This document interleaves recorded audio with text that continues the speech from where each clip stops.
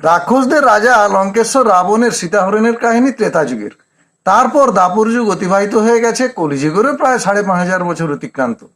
এখন আমরা সেই ত্রেতা যুগের রাক্ষসরাজ রাবণের সীতাহরণের কাহিনী একটু অন্য দৃষ্টিভঙ্গি থেকে স্মরণ করব এবং বর্তমানের সঙ্গে সেই কাহিনীর একটা বিষয় তুলনামূলক আলোচনা করব। মায়াবী রাবণ ছদ্মবেশে পঞ্চবটী বন থেকে সীতাদেবীকে হরণ করে নিয়ে গিয়েছিলেন, তা আমরা প্রায় সবাই জানি। তারপর তিনি সীতাদেবীকে লঙ্কায় নিয়ে গিয়ে অশোক কাননে বন্দি করে রেখেছিলেন। এই অশোক কাননে সীতাদেবী রাক্ষসীদের তত্ত্বাবধানে ছিলেন। লঙ্কায় নিয়ে এসে রাবণ কিন্তু সীতাদেবীকে কখনো কোনো অসম্মান করেননি।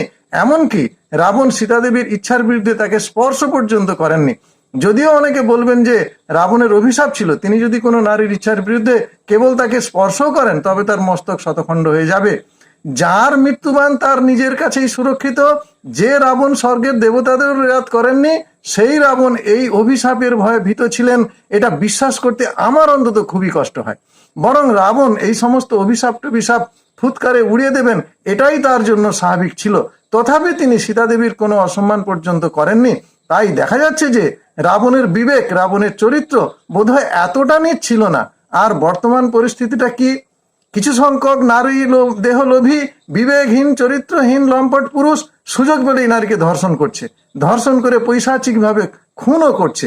বর্তমানের বিবেকহীন ধর্ষক পুরুষেরা মনে হয় আইনের ভয়েও ভীতও নয়, সাজা পাওয়ার ভয়েও ভীত নয়।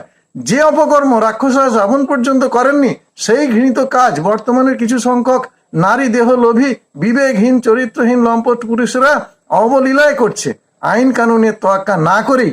তাই এরা রাক্ষসরাজ লঙ্কেশ্বর রাবণকেও লজ্জা দিচ্ছে, এই কথাটা বোধহয় বলাই যায়। হরে কৃষ্ণ।